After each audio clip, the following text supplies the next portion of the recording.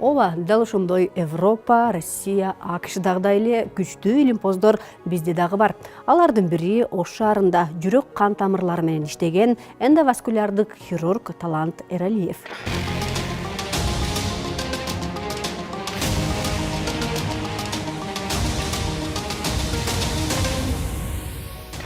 Саламатсыздарбы? Жогоруда сөз болгондой эле интеллигент бул эрет медицина илимдеринин кандидаты доцент Талант Эралиевдин илим жолундагы ишмердүүлүгүн чагылдырмакчы. Анда сөз башынан болсун, илимге кантип, качан аралаша баштаган? Мугалимдерибиз өзгөчө болгон. Биздин класс окуган мектебибизде классыбыз дагы өзгөчө болгон да. Бизде кичинекебизден окутканда эле биз экспериментальный класс болгонбуз да.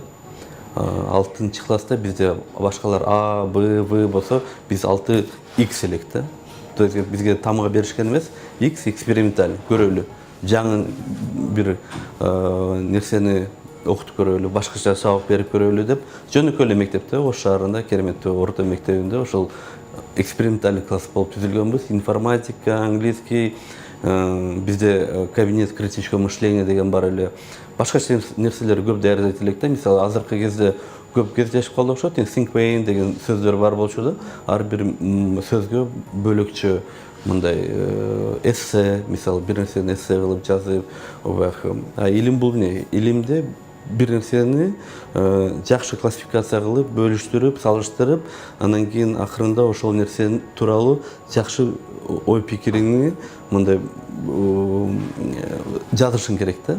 Башкача айтканда, илимдин башаты бул эмнеге деген суроого жооп табууну үйрөнүү. Башкалар илимге иштеп баштаганда аралаша баштаса, Талант мырза окуучулук күндөрүн айтып баштады. Мен аябай таң калтырганы, биринчи курста илимге жакын боло албадым деп кайгыруу менен эскерди. Биринчи курста биз илимге жакын боло албадык. Неге дегенде мен кыргыз мектептен Россияга Санкт-Петербург шаарында окудум. Санкт-Петербург шаарында окууга барып, биринчи жарым жылдыкта мен тилден чындап кыйналдым. 4-чү курста мен уже только эле окуу менен алектенбейин деп, практикалык нерсеге дагы аралашайын деп, өзүм аскер кызматкеримин, аскер медицинасында окугам да. Ошол жерде военно-медицинская академиянын военно-полевой хирургия деген кафедра и клиникасы бар. Ошол жерде Василий Вячеславович Суворов деп агайым бар болчу. Ошол агайым азыр деле бар. Ал убакта мен эч качан жүрөк хирургия жөнүндө оюм жок болчу. Только хирургия дейт элем. Ошо жөнөкөй эле хирург болом. Ошонун мындай хирургтар жөнүндө көп жүрүп, ошого кызыкчумун да. Анан кийин биринчи темам жүрөк травмасы тууралуу темамды жазгам да. Бул 10 жыл мурунку башталган, бирөө баштаган экен эле. Ошол тема бүтпөй калып кетиптир да, жарымына келипчи.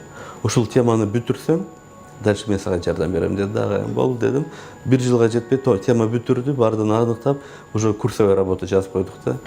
Медицина ушунчалык кызыктуу илим. Ар бир изилдөөң өзүңдүн дене мүчөңдү эмнеге ооруп калды, эмне кылганда болот эле деген кызыктуу суроолор менен коштолуп барат. Каарманыбыз студент кезинен эле медициналык терминдерди жаттап кыйналбастан өзүнүн денесиндей кабыл алып, изилдөө менен окуган. Көк боорду Кыргызстанда, башка мамлекеттерде повреждение болсо, жалпысынан эмне кылат? Кесип алып коет, ыргытып коет да. Керек эмес орган деп.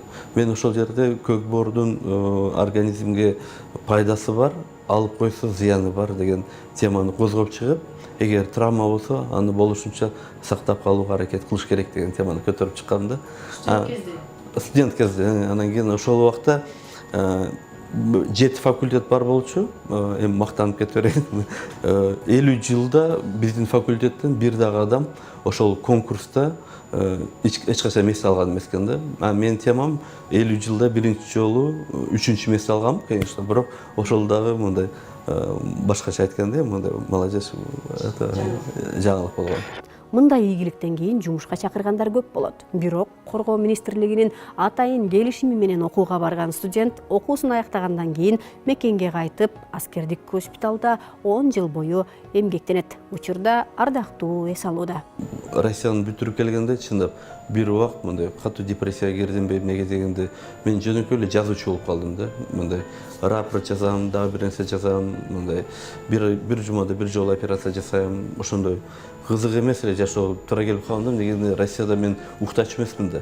3 күндө бир жолу келип жунуп, кичине уктап, кайра клиникада жүргөн адам бияка келип, госпиталда эртең менен саат 8:30 келесиң, построение турасың, анан кийин операция болсо болду, болбосо солдаттар текшерип коесуң, кичине ириңдерин тазалап коесуң, анан кечкурун үйгө барасың. Ушул эле жашоо да, башка эчтеке жок.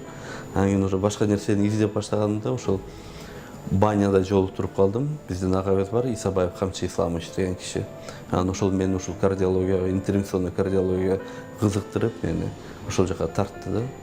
Анан ошого кызыгып, көрүп, бул эмне экен деп мен ар дайым өзү терапияны, кардиологияны жакшы окуганым үчүн тез өздөштүрүп кеттим десем болот. Анан 2014-жылы кайра эле 2 жыл Россиядан келгенден кийин кайра эле Россияга окууга кеттим да. Уже бул конкретно целевой ошол жүрөк эндоваскулярный хирургияны окуп, ошону өздөштүрүп келүү үчүн Новосибирск шаарында научно-исследовательский институт патологии кровообращения имени Евгения Николаевича Мишалкина деген институт бар да, чоң. Ал чындап илимий изилдөө борбору да.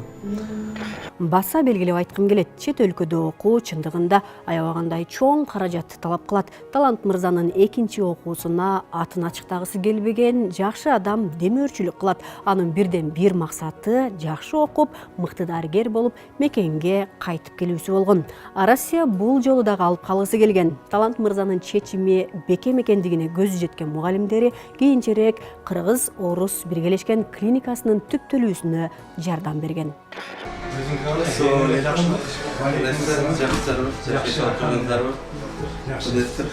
Бүгүн бар эртесинде жоксуң, артаңды акыркыдай тоскун. 5 күндүк жалган бул өмүрдө коноксуң. Ошто деген эндоваскулярный хирургиянын өнүгүшүнө салым кошкон, өтө чоң салым кошкон врачтардан деп билем. Ошол ишти бирге баштаганбыз. Талант Каканович өзүнүн идеялары менен, өзүнүн сунуштары менен проблемага башкача көз менен караш менен. То есть Талант Каканович эч качан проблемадан качкан эмес. Проблема кандай проблема болсун, убагында чечишке аракет кылган. Откладывать этип калтырып коюп, же болбосо баягы башка адамга жумшап эмес, ар дайым кандай проблемага туш келбесин моментте өзүнүн жайында чечишке аракет кылган да. Азыр да ошондой. Талант Каганович бул жерде операция жасап, бейтаптарды карагандан сырткары студенттерге сабак өтөт. Алган тажрыйбасын кийинки муунга өткөрүп берүү менен билимин бышыктап, илимин улантууда. Агайым мен чындап ойлодум, ушу кандидаттыкты кайсы теманын артында ашырса экен депчи. Буга чейин изилдөөлөр болгон, ошол стенд деген бул мындай копол айтканда металл да. Кобальт, хром же платинадан куюлган металл, анан онун өйдөсүнө дары сүйпөп коет да, мындай дары чачылат.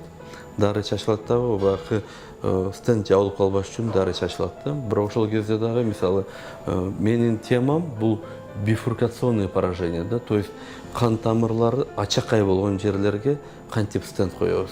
Жалпы дүйнө жүзүндө 3-4 статья бар экен, бирок кыскача аз адамда жасалган изилдөөлөр бар экен да. Атайын убайым стенд бифуркационный ачакай жерге стенд койгондо онун өзүнүн терс таасири бар да. Неге дегенде эки жакка мындай стенд коюлганда проксимально бул жакка 2 кабат стенд коюлуп калат да. Канчалык стендтин кабаттуулугу көбөйсө, ошончолук стенд жабылып калуу ыктымалы жогору болуп баштайт да. Анан кийин ошону кантип азайтсак болот? Кантип темирди койбогондун айласы барбы деген изилдөөлөр бар да. Ошондой изилдөөлөр бар. Мисалы стенд жабылып баратса, биз мурун кайра стенд коюп коет элек да. Азыркы учурда атайын баллондор бар да, дары сүйпөлгөн баллондор бар. Жери ошо баллон менен үйлөп койсо, кадимки стенд менен койгондой болуп туруп, эффекти бирдей болот экен да. Мен изилдөм ушул основной артерияга стенд эле коюп, боковой стенкага биз жөнөкөй баллон менен үйлөп коет элек да, дары сүйпөлбөгөн. А эгер боковой стенкага биз баллон дары сүйпөлгөн баллон менен үйлөсөк, 1 жылда кандай өзгөрүү болот деп биз ошондой изилдөө жасаганбыз да. Өлкөдө жүрөк кан тамыр ооруларынан жабыркагандар чындыгында аябай көп. Талант Эралиев күнүнө 4-5 операция жасаарын айтат. Биз келген учурда дагы колу бош эмес болгондуктан операцияга чогуу кирдик. Проводник болот. Проводник азыр мына жактан чыкканга чейин карайбыз. Мына проводникти өткөрүп туруп, мына рентгенди басып турам мен. Рентген ишип атат. Жүрөктө 2 қан тамыры болот. Азыр сол қан тамырды текшерип бүттүк. Оң қан тамырды текшериш керек да. Азыр бир көрсөтөм. Бурал эмес, май басып калат да. Кысылган жер барбы же жокпу? Биринчи текшерүүбү? О, биринчи жолу кайрылып, бүгүн текшерип. 80 жылкы пациент, молодой, да, как бы. Жабылып калганда, мына жерде 99% жабылып калган. Жабылганда дагы ачакай болуп жабылганда, мына көрсөк болот. Ал жерге чоң артерия кеткен, астынан артерия. Бул жактан чыккан боковой веткасы бар да. Бул кан тамырдын экөөндө тең өзгөрүү бар да. Бул жерде дагы, бул жерден чыккан мындай бутакчасында экөөндө тең, бул жагына дагы, бул жагына дагы. Ошол өзгөрүү бар да. Дальше кылсам. Да, оба медицина $25,000 клапан депчи. Алар дагы полностью мамлекет төлөп берет жалпы. Бизде канча турат? Бизде мисалы стентирование боло турган болсо, биздин клиникада азыркы учурда 160 000 сом турат да. Бир стенд. Азыр 2 стенд кое турган болсо, бул жерге минимум 240-250 000 сом төлөш керек болуп калат да. Эми негизги суроо, стенд эмне үчүн керек? Биз семиргенде майлар ичегилерибиздин арасында же болбосо теринин эле алдында болуш керек деп ойлойбуз. Бирок андай эмес. Эң жаманы майлар кан тамырлардын ичине өсүп, кандын жүрүүсүнө тоскоолдук жаратат. Жүрөк кан аркылуу бүтүндөй денени башкарып жатса, кан тамырлардын тосулуп калуусу бул инфаркт же инсультка алып барат. Бул дегени жок эле дегенде кайсы бир дене мүчөңүздүн иштен чыгуусуна алып барат. Майда кополгул айтабыз да, атеросклеротические бляшки деп коет. Ошол бляшкалар толуп баштайт да, кан тамырды ичкертип баштайт да, мындай айтканда. Бул шекердин таасири. Бул бир эле шекердин таасири эмес. Бул бир эле шекердин таасири эмес. Бул холестерин толуп нарушение болуш үчүн биринчиден баягы жаныбарлардын майын көп тамакта колдонуу. Анан кийин камыр тамакты көп колдонуу. Анан кийин, конечно, булар келип туруп, булар толук иштетилип кетиш үчүн биз постоянно кыймыл аракетибиз көп болуш керек да.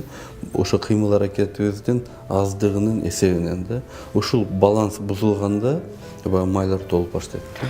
Өмүр берип сынайсың, өмүр алып кыйнайсың. Жыгылсам да карманам, баштаймын кайрадан. Күрөшүңө мен чыдаймын.